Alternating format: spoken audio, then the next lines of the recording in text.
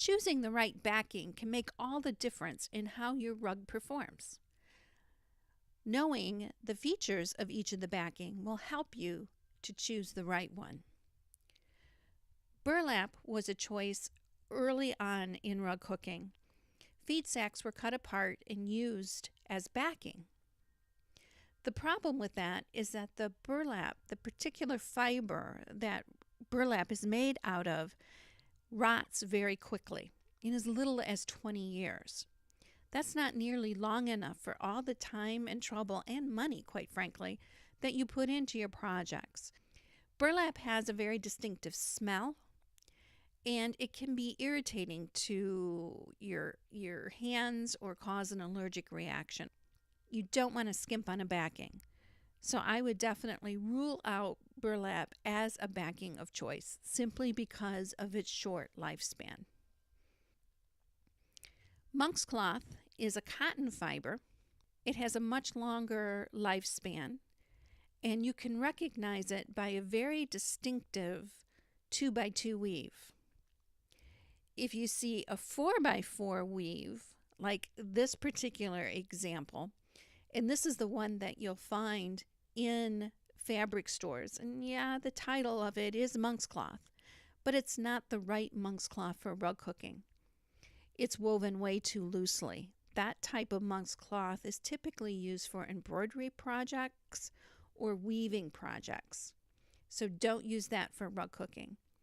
Monk's cloth is the most difficult backing to use, but unfortunately, it's the backing that most of us get started with because it's included in many kits.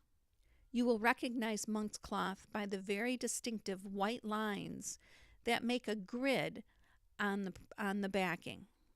The problem with monk's cloth is that it's very limp. It doesn't have body. So when it's on the floor as a rug, you'll be doing some smoothing and straightening to get the wrinkles out. Monk's cloth is available and inexpensive, but because it is difficult to hook in, the hook often gets stuck in between the dual threads, and it's limp and stretchy.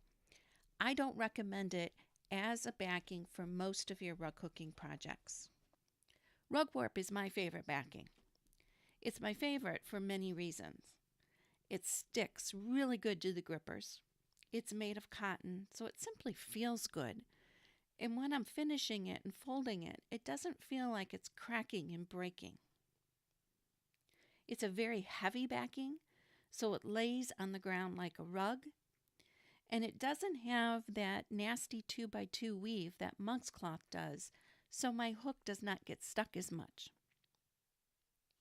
Rugwarp stays dimensionally true and doesn't stretch and skew out of shape. Makes it the perfect choice for geometric rugs. You can draw a straight line easiest on rugwarp using just a pencil and your finger. No rulers allowed. It does have a reputation of being a fine cut only backing, which is far from the truth. I was first introduced to rugwarp by Jewel Marie Smith in August of 2000.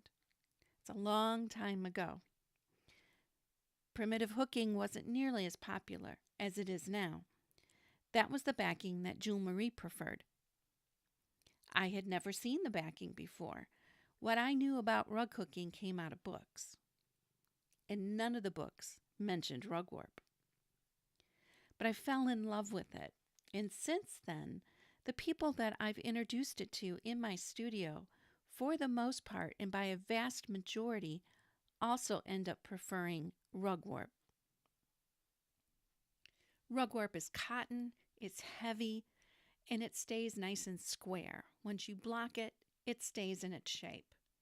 It doesn't skew out of shape, sticks to your grippers, and it lays like a rug. I love everything about it. The next backing we'll talk about is linen. Linen is made from the flax plant, which is a tall reed-like plant. It was definitely the most favorite when I started hooking back in 2000. Since then, I've noticed a big shift towards rugwarp.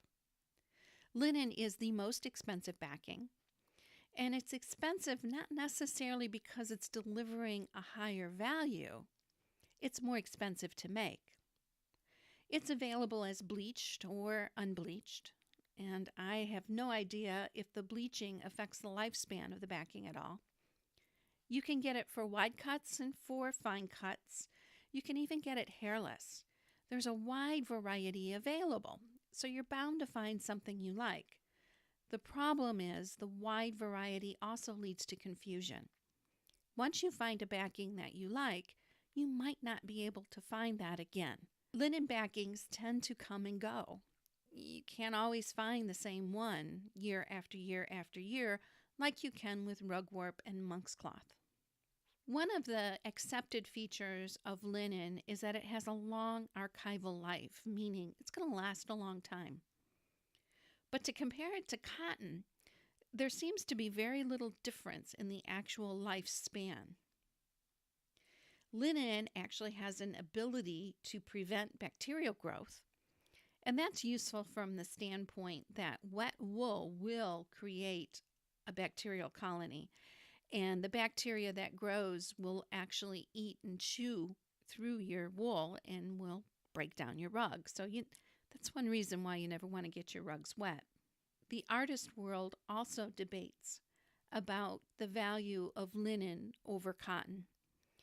They typically bounce between those two fibers to create their canvases for paintings. And while there's a test that's done to test how quickly something breaks down, wool lasts the longest, then cotton, but then very shortly behind it is linen.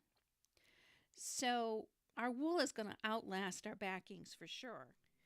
There doesn't seem to be much difference between the cotton and the linen. So just like the artists choose their backing based on what their brush strokes are going to look like, or they like the pull of one versus the other against their brush, choose your rug hooking backing based on how it feels to hook it. Another alternative is to look at the final outcome and to take that into consideration also. I prefer rugwarp because it lays heavy like a rug. I like the way it feels when I'm hooking, and I can keep it very tight on my frame. I know many people prefer linen because the loops are easier to pull up. I, however, have animals, so they're just as easy to pull out. The rugs that I have to repair the most are linen rugs. So choose the backing that works for you. Try something small and experiment. One simple project might be to do one of my stair riser patterns, which is only 6 inches by 30 inches, can be completed in about a week's time. But it'll give you a good experience with one particular backing that maybe you haven't used before. And who knows, maybe your favorite backing is still waiting for you. Go find it.